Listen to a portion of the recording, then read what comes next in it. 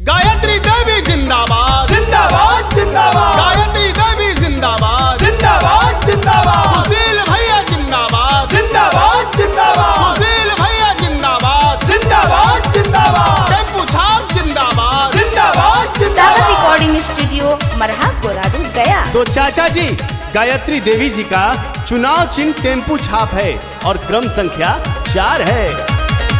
लोभ में ना तू सारा के बात में न आई है गे, बात में न आई है गे।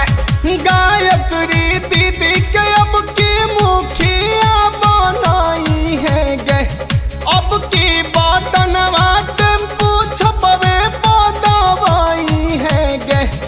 यह पूरा कर थुन यारा मानाए चाची, इनकर हैया लागे विचार गे बहिनी। दुख सुख में काम आई है, सुबह और शाम आई है। दुख सुख में काम आई है, सुबह और शाम आई है। यह पूरा करथुन यहरा मानाए चाचा, इनकर हैया लागे बिचाराए भैया। गायत्री देवी जिंदाबाद जिंदाबाद जिंदाबाद। गायत्री देवी जिंदाबाद जिंदाबाद जिंदाबाद। सुशील भैया जिंदाबाद जिंदाबाद जिंदाबाद। सुशील भैया जिंदाबाद जिंदाबाद जिंदाबाद। टेम्पू छाप जिंदाबाद जिंदाबाद जिंदाबाद। पंचायत की जनता जिंदाबाद जिंदाबाद जिंदाबाद। हैया अधूरा सपनमा पूरा कर देखई थुन गे, पूरा कर देखई थुन गे। भदू की कल पंचायत के रौनक सुशील भैया बढ़ाई थुन गे। कर दे थुन कोलनी सबके पास गे चाची, तोड़ थुन ना जनता के विश्वास गे बहिनी। ध्यान से सुनिएगा भैया, इनका चुनाव चिन्ह टेम्पू छाप है और क्रम संख्या 4 है। तो 4 नंबर पर बटन दबाइए और भारी मतों से विजयी बनाइए।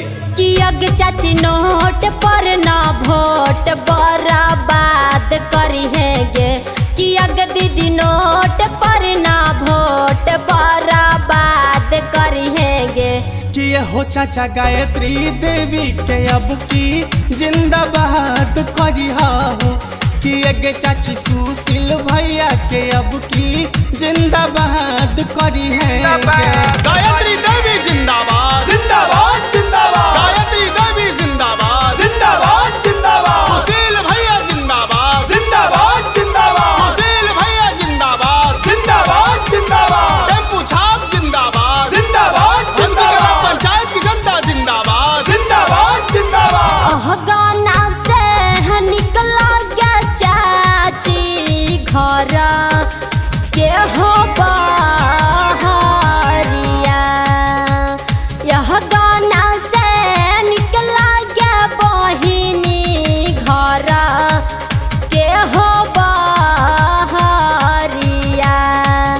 अरे वोट मांगे अइलथिन गायत्री देवी देखा, चाची तोर दुआरिया। अरे 4 नंबर बटन दबाई हा चाची, टेम्पू छाप है न करनी सानिया। गायत्री देवी जिंदाबाद जिंदाबाद जिंदाबाद। गायत्री देवी जिंदाबाद जिंदाबाद जिंदाबाद। सुशील भैया जिंदाबाद जिंदाबाद जिंदाबाद। सुशील भैया जिंदाबाद जिंदाबाद जिंदाबाद। टेम्पू छाप जिंदाबाद जिंदाबाद भदू की कला जिंदाबाद। पंचायत की जनता जिंदाबाद जिंदाबाद जिंदाबाद।